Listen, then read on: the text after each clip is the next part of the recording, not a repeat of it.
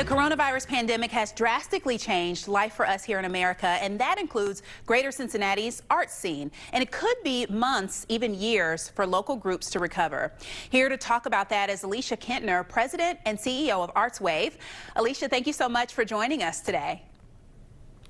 Thank you, Kyla. It's a challenging time.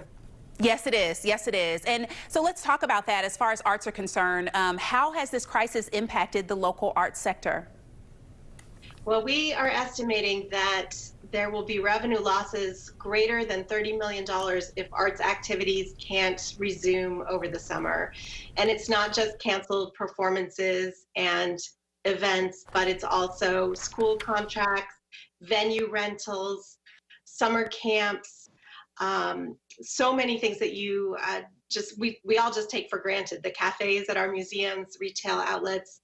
The arts were really among the first industry groups to be affected by the ban on mass gatherings and the complete shutdown of our normal arts activity. You're absolutely right. Last week on this very show, we talked about how artists are looking for ways to still engage in art. So this is a wide-reaching impact for us, especially in Cincinnati, which is such an arts-loving town. Why does ArtsWave refer to this pandemic as a double whammy for the arts? Well, it couldn't have come at a worse time because we were only about halfway through our 2020 ArtsWave community campaign. And this is our annual tradition in Greater Cincinnati that goes back to 1949 of asking the public to support the arts. It's the primary way that we aggregate arts funding in our community. This year's goal is $12.4 million. And today we're about 66% of the way there. So about $8 million in hand, but a long way to go. And that really inevitably means that we'll have to reduce our support for arts in our next grant making cycle, which is the double whammy because their earned revenue has been so completely stopped and the restart is just unknown.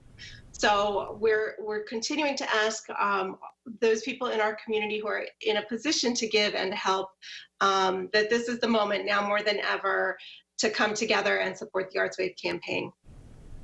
Absolutely. And Alicia, since the crisis is impacting our entire country, how does Cincinnati's arts sector compare to other regions in terms of the ability to recover? Well, the good news is that we've had great stability in our arts sector for the last number of years through a shoring up of resources coming out of the recession. A commitment to community first that all of our arts organizations have adopted, and that will help to mitigate some of this turbulence. We're coming into it from a strong place. Having said that, Cincinnati doesn't have a large private foundation like the Lilly Endowment in Indianapolis or the Heinz Endowment in Pittsburgh. So we really are dependent on the community coming together to support the arts and restart the arts. So that means individuals, our family foundations, of course, our very generous business sector, all coming together in this time. Thank you so much, Alicia. Such important information there. And we'll have more information as well on our website about how folks can get involved and help ArtsWave at this time. Thank you.